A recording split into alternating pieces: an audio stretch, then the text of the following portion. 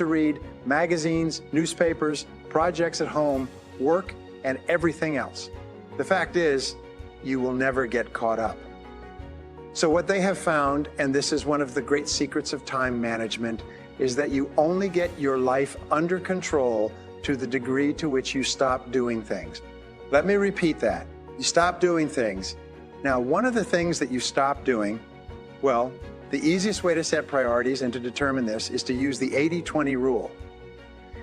If you make a list of 10 things that you have to do each day, 2 of those items will be worth more than all the other 8 put together. The top 20% of activities account for 80% of your results. So you have to say to yourself, what are the 1 or 2 things on this list that are more important than anything else? And of all these things, if I could only do one thing before I was called out of town for a month, which one thing would I be sure to get done today? And that becomes your number 1 priority. Now, over the years, the ability to set priorities, and I have written books on time management. I've trained hundreds of thousands of people in time management. My audio and video programs on time management are in multiple languages. I began to study time management, and I've studied time management now for 15 years. I've spent thousands and thousands of dollars on the subject. I've got libraries of books. I've been to countless courses. I've listened to all the audio cassettes.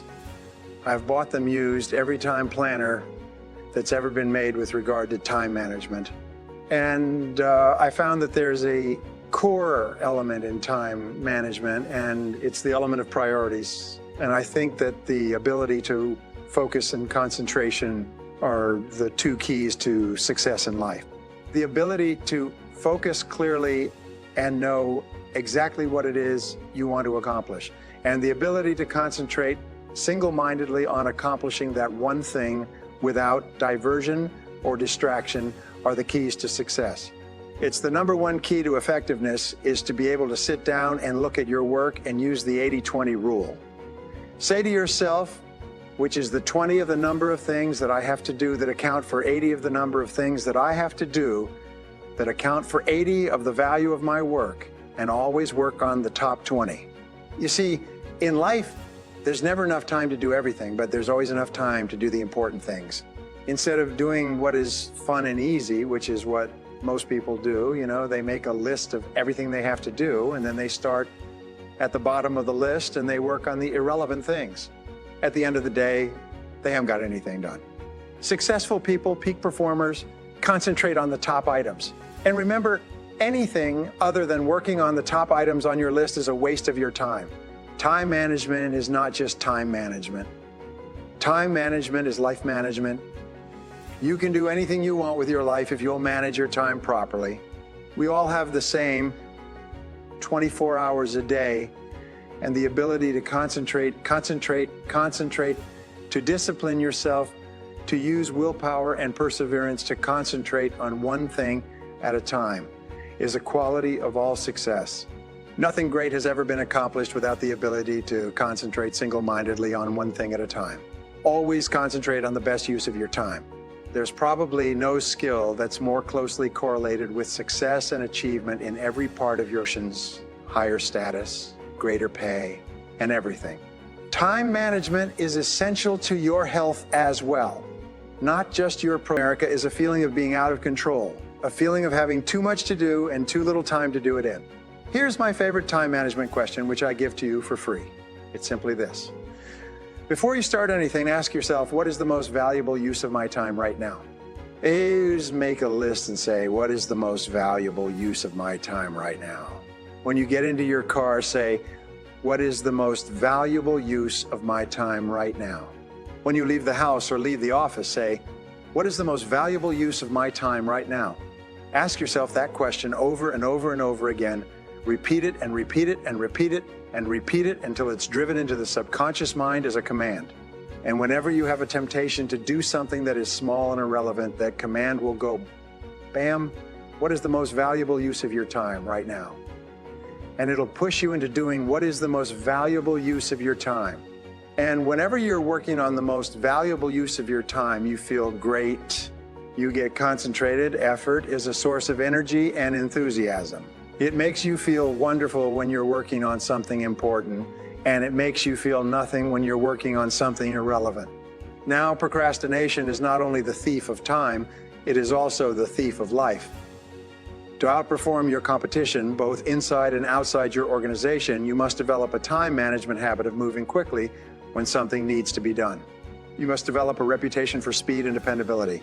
The wonderful advantage of developing a sense of urgency and the habit moving fast is that the faster you move, the better you get. This is because the faster you move, the more experience you get.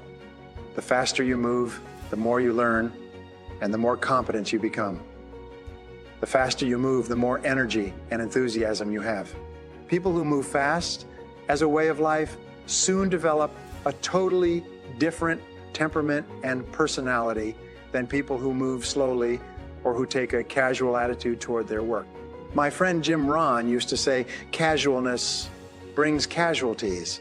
In its simplest terms, successful people are more productive than unsuccessful people. Successful people have better habits. They dream bigger dreams. They work from written goals. They stay focused on what they need to get done. They do what they love to do, and they concentrate on getting better and better and better at it. They use their natural abilities to the fullest. They're continually generating ideas to solve problems and to achieve company goals. They focus on using every minute of their time to get maximum results. Develop a sense of urgency. A sense of urgency is a quality that is possessed by only 2% of population. 2% of the population do things fast. 2% of the population have a bias for action.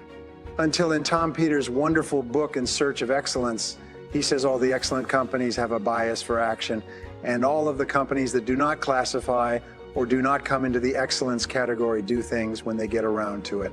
You call them up and you have a problem or a complaint. You hear from them 3 or 4 weeks later. But the excellent companies, you call up with a problem or complaint. Bang, there's somebody back to you in 2 minutes. If you ever want an experience, call Hewlett-Packard and say, I'm having a problem getting some information. I'm having a problem with my CE. They won't let you off the phone until they've taken care of you. But the excellent companies, you call up with a problem or complaint. Bang, there's somebody back to you in 2 minutes. If you ever want an experience, call Hewlett-Packard and say, I'm having a problem getting some information. I'm having a problem with my CE. They won't let you off the phone until they've taken care of you. You call the other companies, they'll say, it's not my job. Let's say the guy who takes care of that isn't here. When will you be back? I don't know. You take a message? I don't have a pencil. Foreign. And then they can't understand why they're struggling. You know that 80-20 of the companies make 80 of the profits in every industry, interestingly enough. So develop a sense of urgency. Get the reputation as the person who does things fast. Develop a reputation for speed and dependability, and your future will just open up in front of you. Imagine if you own a company and you had 2 people in the company and both of them were reasonably well talented. Both of them were doing reasonably well, except one person had a sense of urgency and did things fast. Every time you gave them something to do, they took it. They ran with it like a ball player catching a fumble and running for the goal line. The other person got to it after lunch, maybe next Monday, or no rush, week's almost over, Thursday afternoon, and so on. Which one would you give additional responsibility to? Which one would you promote? Which one would you spend money training? Which one would you send to places where you needed help? It's always the person with a sense of urgency. I can tell you this, that the sense of urgency for me has been worth hundreds of thousands of dollars as a consultant. I have been able to save my clients sometimes millions of dollars by acting fast when they've given me a project to take care of. Whereas if I had acted even a day later, it could have cost a fortune. And if you'll develop that habit of working fast, to forego coffee breaks or lunch or something else, move fast. If you develop that reputation for speed, time management behaviors are very much a matter of choice. You choose to be efficient, or you choose to be efficient, or you choose to be disorganized. You choose to focus and concentrate on your highest value tasks, or you choose to spend your time on activities that contribute very little to your life. Choose to be positive, or you choose to be negative, and you're always free to choose. Now, The starting point of overcoming your previous programming and eliminating the mental blocks to time management is for you to make a clear, unequivocal decision to become excellent at the way you use your time. You must decide right here and now that you're going to become an expert in time management to improve the quality of your life.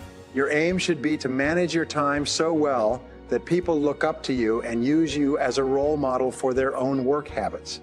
There are 4 time management methods that you can use to program yourself for peak performance, to improve your work-life balance. Here they are. The first of these methods for programming your subconscious mind is positive self-talk, or the use of positive self-talk, or the use of positive affirmations. These are commands that you pass from your conscious mind to your subconscious mind. Positive affirmations are statements that you say either out loud or you say to yourself, but with the same emotion and enthusiasm that drives the words into your subconscious mind as new operating instructions. So to improve your time management, you can continually repeat positive affirmations such as, I have beautiful work-life balance, or I concentrate easily on my highest payoff tasks. My favorite time management affirmation is, I use my time well. I use my time well. I use my time well. And I repeat this to myself over and over again. When you repeat positive affirmations over and over, they're eventually accepted by your subconscious mind as part of your new programming. You will then find that your external behaviors will start to influence your subconscious mind in self-image psychology. The person you see is the person you will be. Efficiently and effectively and getting through an enormous amount of work. Play this picture over and over of yourself on the screen of your subconscious mind until your subconscious mind accepts this as your reality. Now, the third time management technique is simple. Sit or lie in a quiet place where you can be completely alone in the silence. Through positive affirmations, imagine